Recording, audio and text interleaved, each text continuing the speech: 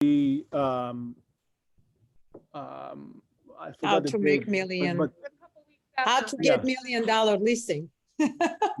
we have. So once again, the main event is going to be on November 12th, the MREA Business Planning Clinic. That's once again like a professional session. Usually it's been held in Austin, Texas for 2 days, but we're going to do it virtually with the trainer, Ashley Lunn. Yeah, Lund. Lund. And then 2 weeks after, we're going to have the first follow-up session, also virtually, the same link, and here in the class. In Long Beach, and the second session will be over Zoom and in person over at the Calabasas office. That's in December, right? Why are we doing this? Because it's so important, and I usually start to kind of pitch to that on in mid-October, November for sure. You want to set your goals clear and have your plan for the following year. Basically, by by the end of November. December is okay too, but you kind of like want to maybe enjoy the holidays, family time, and whatever, and of course still push as hard as you can during the last month of the year, which is December. As you know, we always like 90 days ahead. So whatever you're gonna do today, right? You're gonna be paid about 60 to 90 days from today. In the sense of lead generation, it's at least 90 days. But if you open escrow today, yeah, it's shorter than 90 days, hopefully. But when it comes to build that business pipeline, you always have to look 90 days ahead when you're actually gonna get paid, and you have to think like that. Put the fun parts aside for a second, because if you, once again, you're not strategic about it, you're gonna be one of those up and down type of business, salesperson that has unstable business. Side note: if you just started your business, or if you're a dual career agent, you're probably going to be like that, which is totally fine. It's part of the equation. At the same time, you don't have to. You can be even consistent, not in a high level all the time, but somewhat consistent. If you just keep, once again, on track with the goals and how you go about things. Right, Halley? Yeah, and I think it's important, we're talking about this one specific business planning clinic right now, right? But if we're talking about this specific one, it's not just a business planning clinic, it's an MREA business planning clinic, right? So if you haven't already read or familiarized yourself with the MREA book, the Red Book, also in Keller Williams, it's Gary's story. It's literally a blueprint of how to become a millionaire real estate agent. It's like when people ask about getting into the business, it's like, read this book, follow these models, and this is what's going to work for you. So if you are a new agent, as I see a couple of you guys are on here starting your business or dual career, this is the perfect opportunity for you to implement a strategy that is already proven to work so much that realtors across the world are using this model. So make sure you do things like, just familiarize yourself with the MREA. If you don't have it, talk to your team leader, order it online, and that's going to help. But this is truly a blueprint for your business. Even if you've done no production yet, you still need to make sure you're planning your strategy for 2021, right, Meny? Because he was talking about, we work 90 days ahead, right? Working today, even if we got a buyer today, the likelihood that we're going to get money in the next 30 days is slim. So if we're planning ahead, as every business owner should, we're adapting for what we need for in the spring, what we need for coming in next summer. So if you haven't done it yet in your business, I just really, really encourage all of you to go and attend. Yeah. And once again, this session on the 12th is on $25. I mean, that's like nothing. $25. I paid way more money for that to go to a business planning clinic. Way more. Yeah. But $25. Once again, it's just about the investment to do it, properly, right? Yeah. Usually, when you pay for something, you more accountable of like not to, like I don't like to spend money. I like to invest money, right? So if you do that, that's just a part of the mindset of how to do things as a business owner, right? So let's talk for a second about that mindset, right? Um, what do you think you need to focus on? And let's make it more of kind of a dialogue, right? What do you think you need to do more of or get better clarity? Or you can ask this question as well. When it comes to how to go about focusing on setting goals around getting business. Okay, anybody? Setting goals around the business. Yeah, like if you had to right now set your goals, right, for 2021 for next year regarding to how to get business, Right. what would that be? What kind of things would you Well, add to meet your checklist? people and just more connections, more communications, more I guess, I don't know, calling and getting in touch with old clients. Okay, okay, yeah, that's all good. What Uh, about you, Mona, Yeah, Florentina? actually, I was about to speak. So for me right now, I'm still new, and my mentor recommended me the book called The One Thing, and it basically talks about, you want to focus on the most effective things. So for me, I believe one of those is going to be really doubling down on social media, even if it doesn't give me anything right now. I really think that social media, it's the future. Like having a lot of followers and having good content, it's kind of like, it's almost like having money, like it's becoming like a new currency. So for me, I'm really focusing on ways to have an attractive social media where people want to follow it and it just gets a lot of followers. Yeah. What Mona said is that she's looking on social media following pretty much as a currency. Well said, Mona. I like that. And by the way, thanks for joining as well, Troy, Kiara. Good to see you guys. Um, so once again, Mona mentioned that she's looking at social media following as a currency. I love that. It's great. And I don't know if you know this, but if you have I forgot the numbers.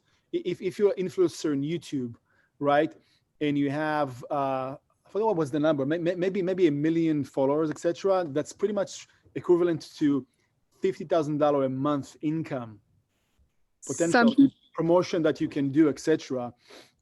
If being paid just to, hey, look at this shirt, look at this bottle, look at this whatever.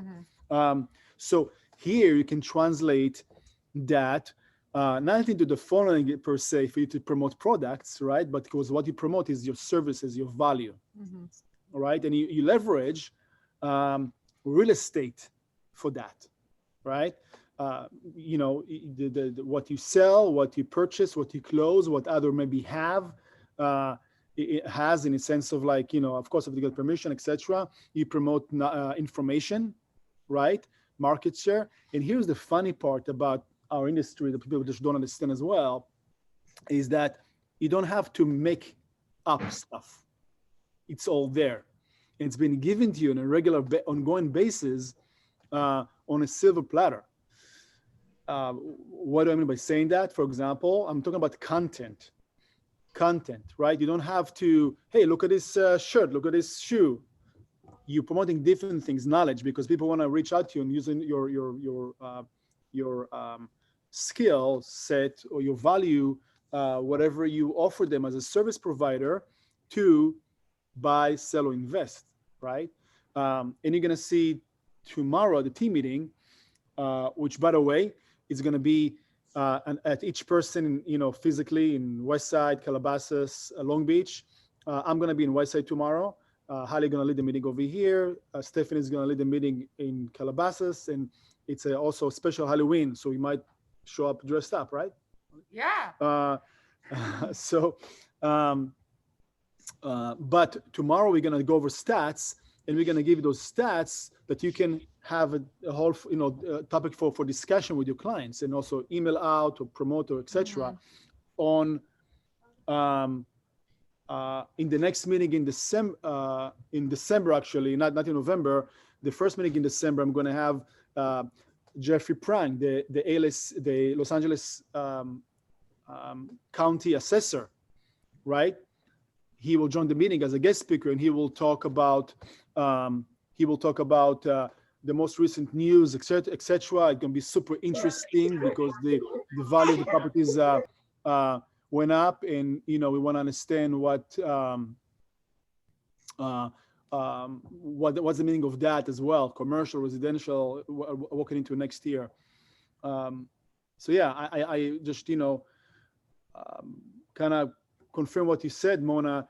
You definitely want to use social media as a tool.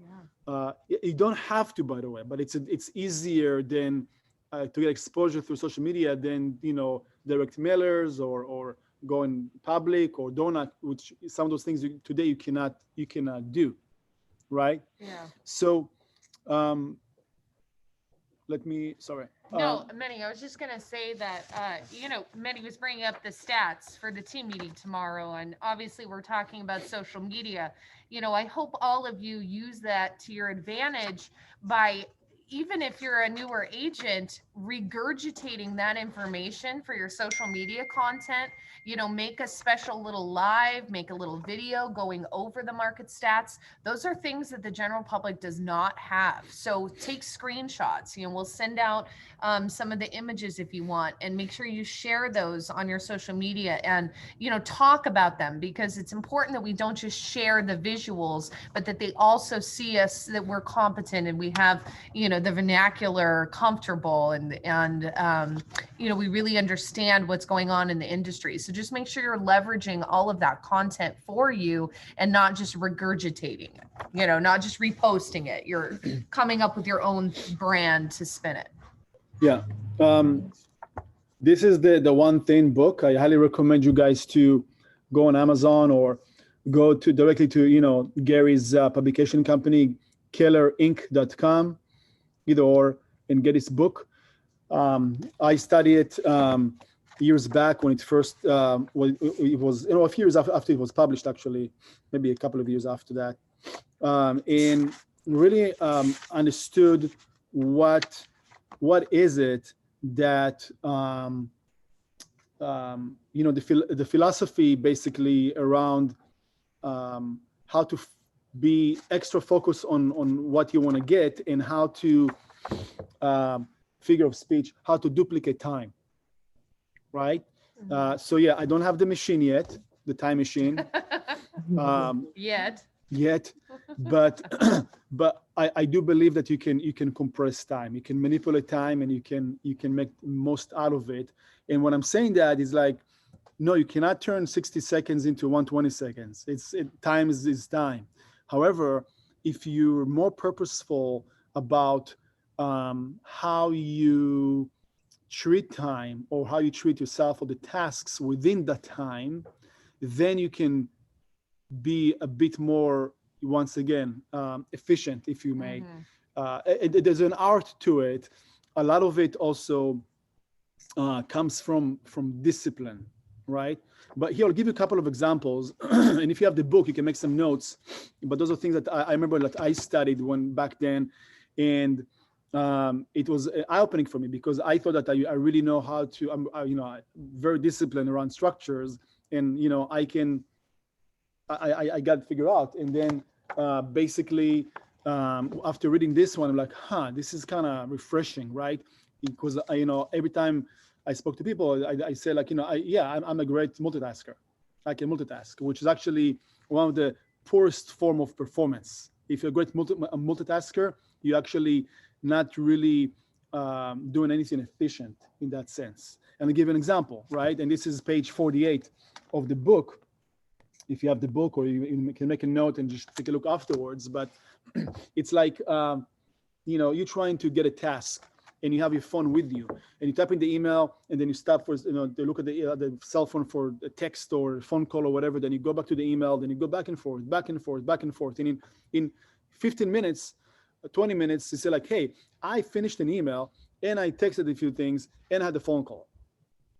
That's multitasking, right? Well, totally down with that. I totally understand and I agree with you. However, it wasn't as efficient, because if you would focus in only on the email, you would finish it in 5 minutes. And then if you just focus on texting, you probably do twice as much texting and then same thing with the phone call, because your brain is like a relay. Okay, I cannot right now talk and over here paint something out of my subconscious at the same time. I just cannot do it, right? So, but I can do that if I will stop talking, paint, go back to you, go back and paint, and the brain, the relay have to switch. Maybe it's microseconds, but it's still time. The switch is like, let me go focus on what I just did. Maybe I have to read the email once again. It makes sense, doesn't make any sense, whatever. So focus on one thing and put everything into it, 100%, even if it's only for 5 minutes. And then jump to the next task, which takes only 2 minutes, but do only that task. And then jump to the next one. It's a bit longer. It's 45 minutes, but only do that task for 45 minutes, right? One thing I can tell you is like, do your best not to schedule anything back to back, because you want to have some breathing time. You want to have some texting time, follow-up time, whatever, right? And you can think of examples, but like in our job, I mean, work with the public and with the agent community, we want, which do our best not to block 30-minute sessions or appointments back to back, because in between we have a lot of like, let me follow up my cell phone, emails, phone calls, etc. Go to the restroom for a second, drink some water, whatever. So do this, apply the same thing in your business. You can do, you don't have to do like 15 minutes break between running an email to making a phone call, but when it comes physically to when you drive to places, meet people, etc., you want to have that smart breakdown. Does that make sense? So far? Any questions, guys? Feel free to open a mic and ask questions as well, or make comments. I have a comment because I actually read the book. I haven't finished. However, one of the things that I think is really smart is in the book, he talked about the concept that not everything you do, it's going to matter the same. So for me, when I plan out my day, if I have to do something, like I have to like show a property, I have to do a certain meeting because it's going to help me learn, I write it down at the top of my planner.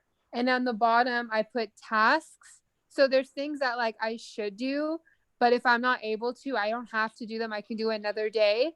And then I just check it off, and it really helps me prioritize what's important and then what I can do anytime during the week. Yeah, I'm with you. And that used to be my system too. I'm gonna tell you what the trap might be in a second. Okay. Thanks for sharing, by the way. I appreciate that. And once again, if you just join us, doing a few things from the one thing over here, which is just phenomenal book, very, very smart. Also how they broke it down, both Jay Papasan and Gary Keller. Page 1819, right, talks about what kind of questions to ask. You see, one thing you need to master in that skill, or the art of be a great salesperson, right? That aspect is asking the right questions, right? Asking the right questions. and asking the right questions is, once again, it's an art. And you always want to do or learn how to go one step deeper and deeper and deeper, right? And talking about that concept, I was referring to working with the clients, right? Like someone, hey, I'm looking to buy. You're looking to buy. Why are you looking to buy? Where, when, etc. So you once again, you have to do better job to ask more questions. When it comes to you as a business owner, you also need to ask yourself great questions, right? For example, I asked earlier, and Mercedes said, yeah, in order to get business, I need to call people, right? On spot. But then ask yourself, who should I call, Right. right? How many people do I need How to many call? people should I call every day, right? And also put time into it, Yeah. Where am I getting those numbers to call? Right. So, and that's a session that a few months back, both Halley and Stephanie were teaching about. I did a SMART goals first, and then said like, SMART goals, let's move aside. We have this Smarter goals. smarter goals, right? It's acronym for good stuff. We're going to do it in the follow-up sessions in 2 weeks after November 12th. But so once again, you have to, it has to be measurable.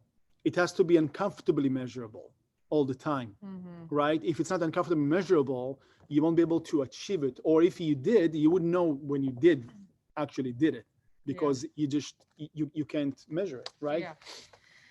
And I think I was talking during one of my morning sessions, we were talking about this, and I said, share with me what one of your goals are. And someone on the call said, oh, well, I'm going to learn more about the real estate industry, right? That's very vague.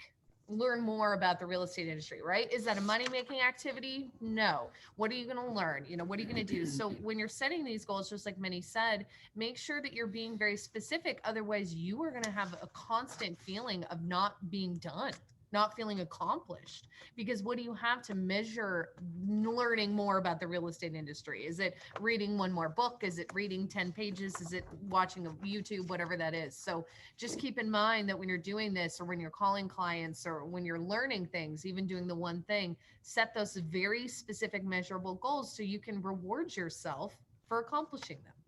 Right? Yeah. Well, on spot for sure. To complement that, by the way, and that's page 162. And we teach that multiple times throughout the year, is time blocking. Time blocking. That's if there's if I was joke about Costco selling everything, if they would sell the next magic pill, it's gonna be the time blocking pill, right? You master time blocking with no fault to perfection. Really, so everything you have measurable, the goals, etc. Mona, you said like you do a checklist and everything. Checklist is good when you have a very, very small business, right? If you have currently, you're working with 5 qualified buyers, pre-approved buyers, and you have 2 escrows and 1 listing, checklist is going to put you in a really, really bad spot. Now, I'm not saying not to use the checklist for the day just to clear the clutter, to make sure you're accountable to what the day is going, but you have to have that. All right, okay, but to a way more advanced layout and structure, of course, because you have to know exactly every day what to do, the big tasks. And the most important thing, that was my first question, is I asked, where can you get business from? And if you had to make it measurable, or to set goals, I think it's actually measurable, not to give you like already the answers, but if to set goals, what would that be? You see, so if I would ask you the same questions again right now, then you might say, well, I'll make sure to, maybe add 20 followers every day to my Instagram, and maybe call 5 to 10 people a day. And by the end of each month, I want to have X amount of people I reached out to, or increased my following, etc., etc., etc. Right? So all of that has to go into your time blocking, no matter what chaos is going to trickle into your life, because it will, right? Show me one listing or one transaction, buyer, seller, whatever, that even with the same client that bought the same house, right? Or bought and sold the same house, it will never be the same. So you're always going to have uncertainty and things that are out of control. If honestly, if you have to tell you just that, most things in the sense of real estate and how we run the business are unpredictable and out of our control. What we do control is our time, and set those blocks in place, based on what we are working to achieve. So we in control on that end, and that projects outside as well, because when the consumers see you with like self-confidence and you know what you do, what is that you do, and your day is kind of structured ahead of you, you're going to win in the long run. Mm-hmm. And do understand that time blocking without focusing on your one thing means nothing, right? Really understand that if you have a time block to say prospect, where you're going to do your phone calls, and you get an email from your mom or from a different client or for a colleague that's happening during that time, if you stop making your calls to answer that email, to switch your focus, you're going against that time blocking activity. So just keep in mind that when you're doing those activities, focus on that one thing. Focus on that top 20% of your business. Yeah.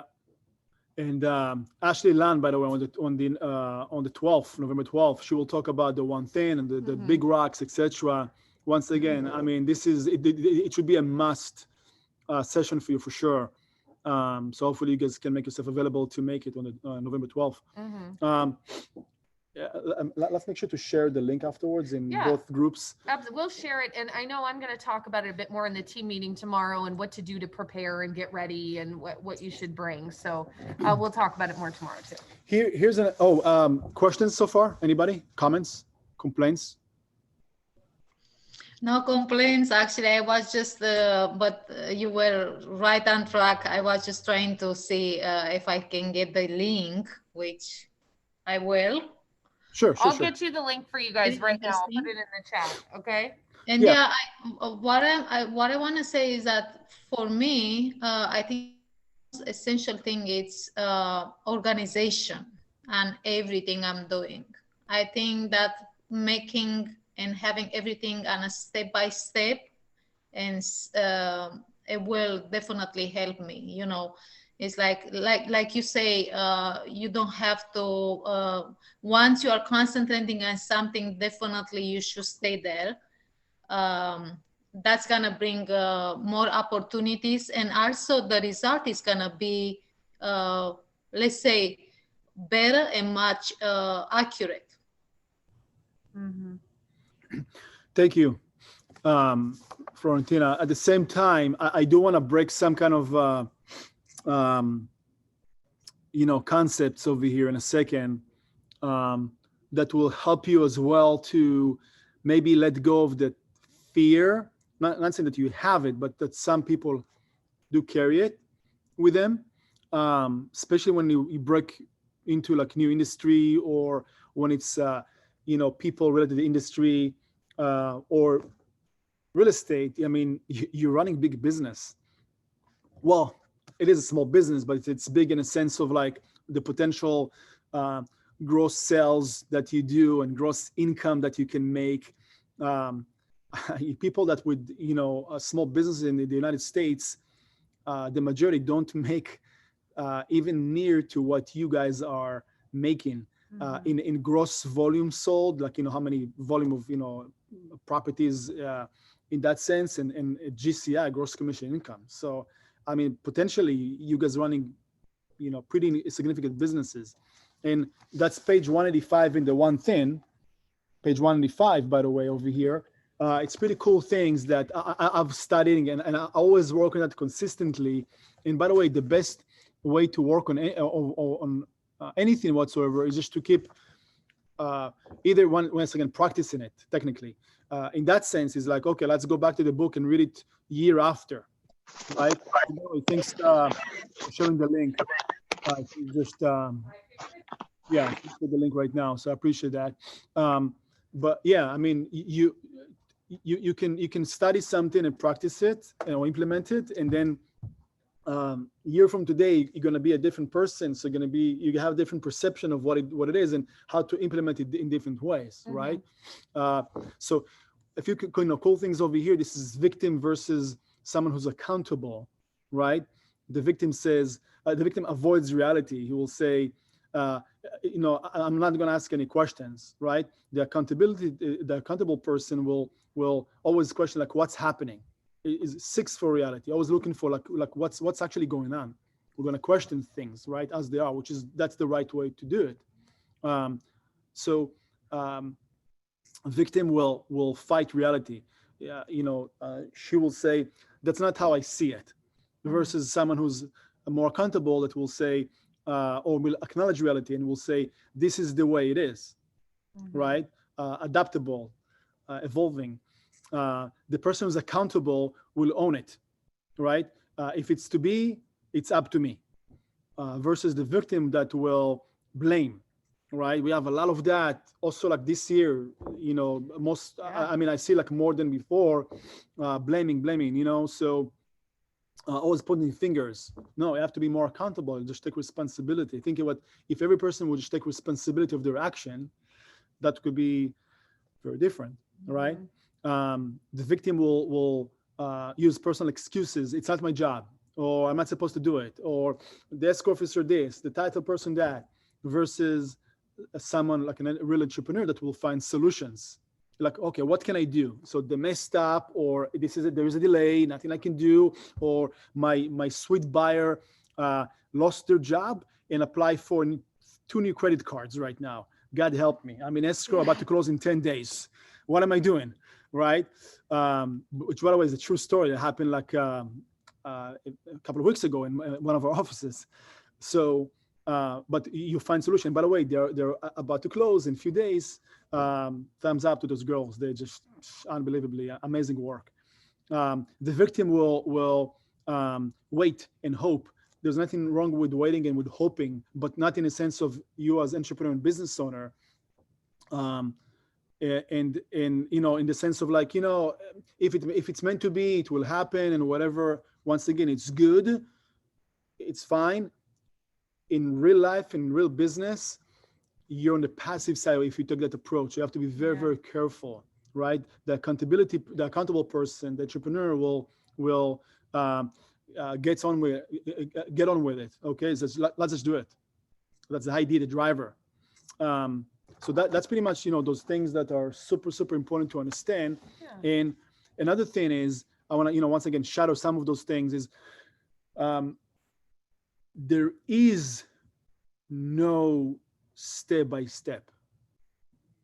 I'm going to say it again. There is no real step by step. Okay, because the step by step is going to be your own step by step. You will have to adjust and modify it. And it's back to the multitasking, because if you're going to follow step by step, you will collapse. It just doesn't make any sense at all, right? Even in the transaction, you can study the transaction. I remember I did it. Like, you do this and this and this and this, and then things start to ricochet and explode and issues and like, oh my God, this is, what am I stepping into? This is crazy, right? You have to adapt. So one of the things that I mentioned as well, it's page 206 in the book. Page 206 in the book, the big ideas is one of them is accept chaos. Remember I told you it's going to be chaos all around you. You have to manage it or manage yourself through it, right? It's like you're in space and you the spaceship and all around you is like rocks and meteors and black holes and whatever it is. You can't just dodge you're going to get sick. You're going to vomit, right? You have to keep, this is my track. This is where I want to go. You have to keep going there. You have to dodge here and there, up and right, fine, but don't go too crazy. You have to accept chaos in that sense. There's other stuff as well, but that's the most important thing. And the bottom line is that it's back to basics, right? Is know your goals. If you have your big goals for what you want to achieve, and listen, 2021 is going to be such an interesting year, if you ask me. I'm not going right now to philosophy or what, but theories and whatever. But it's like going back to 1920 or 1980 something or 2001 or 2010, 11, not too long ago. After those crashes, the recessions, those what have you, 100 years ago we had pandemic. Now we have it again. Right, the same thing, flu, corona, what have you. So 2021 is going to be such an exciting year in a sense of what you can achieve and how much you can fulfill yourself and what kind of difference you can make in your life, in lives of others. But once again, this is a cycle that is like super rare. It happens, I'm gonna make it up, every 100 years. How about that? Right? And we're here right now in our prime, and make the best out of it. So what do you think, Halley? No, I mean, I think all of those things are really great, you know. I loved a lot about, you know, setting very clear goals. I think that's important, that we even know what our goals are, right? That we understand what we need to do in order to even achieve our business. You know, how many people do I need to talk to before I make an appointment? How many, you know, letters do I need to send out before I get someone to call me back? And I think it's important that we realize those things, because it helps us keep a more aggressive approach and not be as much of a victim, right? The victim's things happen to the victim. The victim doesn't do things to move forward.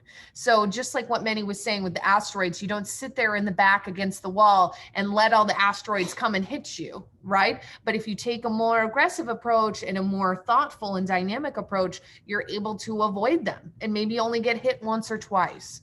So, you know, like Meny shared, we're going to be in a unique time, and I'm sure you guys are probably sick of hearing that, but there are so many people that exceeded and excelled and lived through these types of pandemic times, or, you know, housing crashes, whatever that may be, because they were smart with their business. They knew exactly what to do to step forward. They were very adaptable.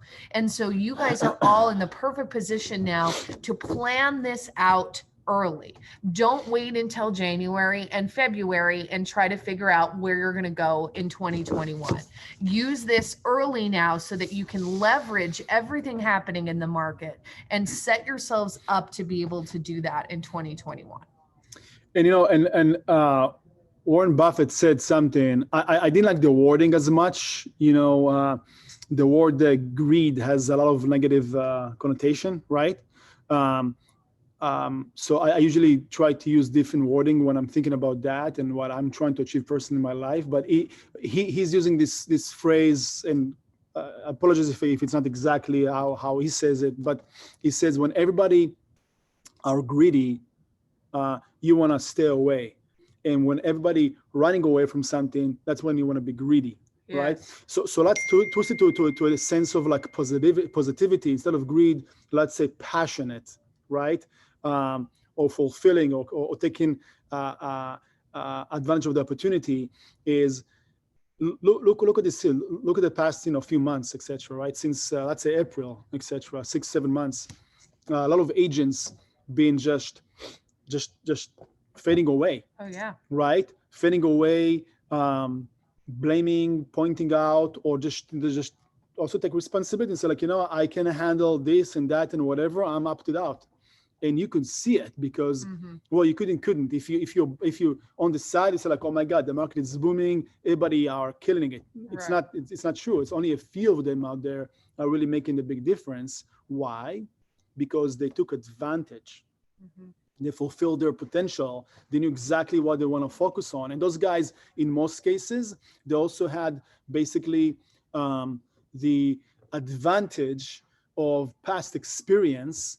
Either they study it, because some of them were under 10 years in the industry. They didn't really went through the pandemic, the housing crisis of 2008, 9, 10.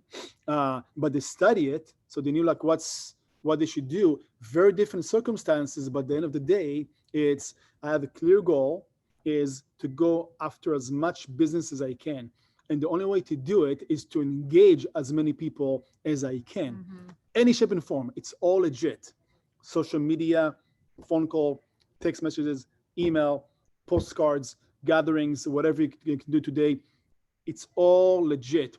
The more you will do it, the bigger your database is going to be. The database is the fuel, the tank, the battery of your business. Without database, without people, you don't really have business, right? I was talking with a very good agent the other day who had very, very good business. 2019, you know, was very good. and then really saw a huge tank this year because of the pandemic of 2020. So I was talking to this gentleman, and I asked him, you know, why do you think that is? And he just went into, oh, it's because of the pandemic. My clients don't want to sell. They've all backed out. They've stopped answering my call. And he was in such a negative headspace. I said, why don't you go get some new clients? Why don't you go get some new leads that are ready to sell?